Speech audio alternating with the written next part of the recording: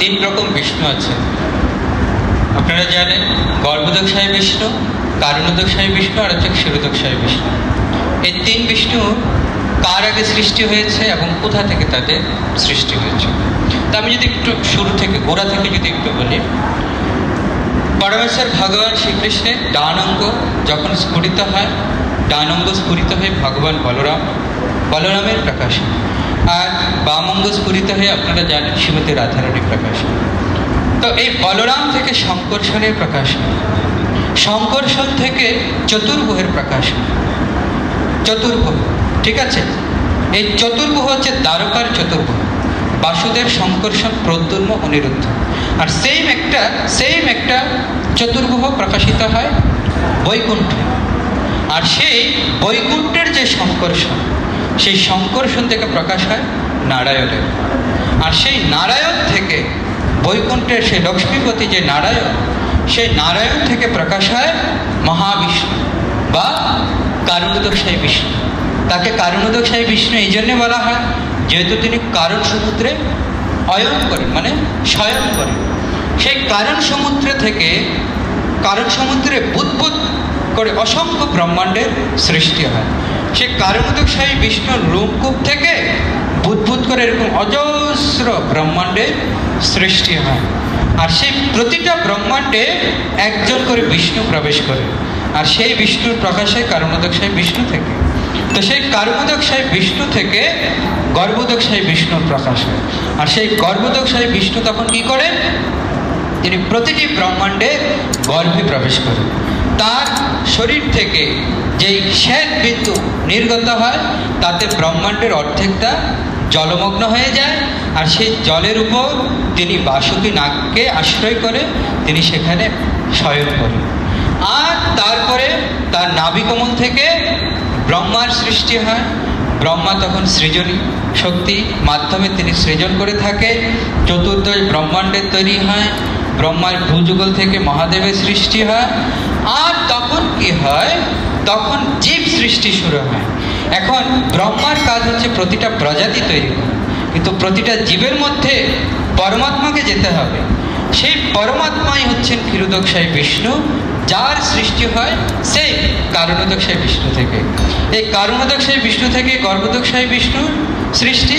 আর এই কারণোদকশায়ী বিষ্ণু থেকে পরমাত্মা রূপে ক্ষীরোদকশায়ী বিষ্ণু কি করে, তিনি প্রতিটি জীবে হৃদয়ে পরমাত্মা রূপে প্রবেশ করে তিনি প্রতিটি জীবে তিনি সাক্ষী রূপে তাদেরকে তিনি পরিচালিত করেন। এইভাবে তিন বিষ্ণু প্রকাশ। ক্লিয়ার? সংক্ষেপে বলুন। সৃষ্টিতত্ত্ব কসমোলজি অনেক গভীর, ঠিক আছে? ধন্যবাদ। আর কোনো প্রশ্ন কার? হ্যাঁ, আপনি আলোচনায় বললেন যে যদি এখানে কেউ এসে অর্থাৎ জগন্নাথ দেবের সামনে শ্রীল পর্বতের জলধ্বনি করে, তাহলে শ্রীকৃষ্ণের অর্থাৎ ঈশ্বরের দৃষ্টি তার উপর পড়বে। কিন্তু আমার জানার বিষয় যে ভগবান বলছেন যে তুমি সকল কিছু পরিত্যাগ করে শুধুমাত্র আমার শরণাগত। তো আমার প্রশ্নটা হলো, যদি আমরা কৃষ্ণের ভক্তের শরণাগত সেক্ষেত্রে কি আমরা এই শ্লোকটাকে মানে না মেনে? বুঝতে পেরেছি আপনার প্রশ্ন।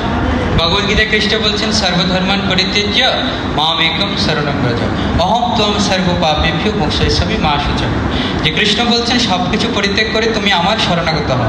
কৃষ্ণ তো বলেননি সব কিছু ছেড়ে তুমি আমার ভক্তের শরণাগত হও। এই পয়েন্টটা কৃষ্ণ আদিপুরাণে বলছেন, এখানে জাস্ট একটা স্টেটমেন্ট বলেছেন, কিন্তু এই পয়েন্টটা কৃষ্ণ আদিপুরাণে বলছেন, অর্জুনকে বলছেন তিনি। সেখানে একটা খুব সুন্দর শ্লোক আছে যেখানে কৃষ্ণ বলছেন, যেমে ভক্তা জনা পার্থ নমে ভক্তাশ্চতে জনা মদ ভক্তনম যে ভক্তাস্তে মে ভক্ত তমা। অর্থাৎ যেমে ভক্ত জনা পার্থ, হে অর্জুন তুমি এটা জেনে রাখো, যারা প্রত্যক্ষভাবে আমার ভক্ত প্রকৃতপক্ষে তারা আমার ভক্ত নয়। বাট মদ ভক্তানাম যে ভক্তাস্তে মে ভক্ত তমামতা, কিন্তু যারা প্রকৃতপক্ষে আমার ভক্তের ভক্ত ওরাই হচ্ছে প্রকৃতপক্ষে আমার ভক্ত। এখন সেকেন্ড কোশ্চেন, কৃষ্ণ যে বললেন আমার শরণাগত হও, এখন কেউ প্রশ্ন করতে পারে কৃষ্ণ কোথায়, আমি তো কৃষ্ণকে দেখতে পাচ্ছি না। যখন দাপর যুগ ছিল, কৃষ্ণ অর্জুনের সম্মুখে ছিলেন, অর্জুন নিজে কৃষ্ণের কাছে সারেন্ডার করলেন। হ্যাঁ, কৃষ্ণ বলছেন না, কার্পণ্য দোষ পাহদাস বাবা পৃচ্ছামি তম ধর্ম সম্মোর চেতঃ যৎ শ্রেয়সাৎ নিশ্চিতম ব্রহিতন মে শিষ্যস্তেহম সদিমম তাম প্রপন্নম। হে কৃষ্ণ, আমি সম্পূর্ণরূপে নিজেকে তোমার শিষ্যত্বে বরণ করলাম। এখন কৃষ্ণকে কোথায় পাবো? আমি তো কৃষ্ণকে দেখতে পাচ্ছি না, কৃষ্ণের সাথে কথাও বলতে পারছি না, তো আমি কি করে কৃষ্ণের কাছে সারেন্ডার করব? সেই জন্যে ভগবানের কাছে সারেন্ডার, ভগবানের কাছে শরণাগতি কিভাবে করতে হয় সেটা ভগবদ্গীতা চ্যাপ্টার 4 টেক্সট 34-এ কৃষ্ণ বলছেন। তদ্বিদ্ধি প্রণিপাতেন পরিপ্রশ্নেন সেবয়া উপদেক্ষন্তি তে জ্ঞানম জ্ঞানিনস্তত্ত্বদর্শনম। কি করে আমার কাছে সারেন্ডার করবে? আমার কাছে এইভাবে সারেন্ডার করতে হবে, আমার যারা শুদ্ধ ভক্ত তাদের কাছে তোমাকে যেতে হবে, তাদের কাছে প্রণিপাত করতে হবে। তাহলে ওই সমস্ত শুদ্ধ ভক্তরা যখন তোমাকে কৃপা করবে, তখন তুমি আমার বিষয়ে তাদের কাছ থেকে দিব্য জ্ঞান লাভ করতে পারবে, আর তখনই তুমি প্রকৃতপক্ষে আমার কাছে সারেন্ডার করতে পারবে। ক্লিয়ার? ধন্যবাদ। বর্তমান কৃষ্ণ নেই, কিন্তু প্রভুপাত নেই। কৃষ্ণ এবং প্রভুপাত উভয় নেই। হ্যাঁ, আচ্ছা, প্রভুপাত নেই, প্রভুপাতের প্রতিনিধিগণ রয়েছে, প্রভুপাতের শিক্ষা রয়েছে। প্রভুপাত একসময় বলছিলেন তার শিষ্যদেরকে, আমার কোনোদিন মৃত্যু হবে না। সবাই খুব খুশি হয়ে গেছে যে প্রভুপাত আমাদের ছেড়ে কোনোদিন যাবেন না। প্রভুপাত তখন বোঝালেন যে কিভাবে আমার মৃত্যু হবে না। প্রভুপাত বলছিলেন যে আমি আমার এই গ্রন্থাবলীর মাধ্যম দিয়ে আমি আজীবন এই জগতে অবস্থান করব। বুঝতে পেরেছেন? তো প্রভুপাদ আর প্রভুপাদের বই হচ্ছে অভিন্ন। আজকে হাজার হাজার কৃষ্ণ ভক্ত তৈরি হচ্ছে শুধু প্রভুপাদের বই পড়ে। বুঝতে পেরেছেন? তো প্রভুপাদের শরণাগত মানে প্রভুপাদের গ্রন্থাবলী শরণাগত। হরে কৃষ্ণ। জয় শ্রীকৃষ্ণ চৈতন্য প্রভু নিত্যানন্দ শ্রী অদ্বৈত গদাধর শ্রীবাসদি গৌর ভক্ত বৃন্দ। হরে কৃষ্ণ কৃষ্ণ কৃষ্ণ হরে হরে, হরে রাম রাম রাম हरे हरे। जय श्री जगन्नाथ बलदेव सुभद्र महारानी की, श्री कान्हैयालाल भगवान की, जगत गुरु श्रील प्रभुपाद की, समावेत गौर भक्त वृंद की जय। जनिथाई गौर प्रेमानंदे वंशकल्पतरुभ्यश्च कृपा सिन्धुभ्यश्च पतितानं पावनेभ्यो वैष्णवेभ्यो।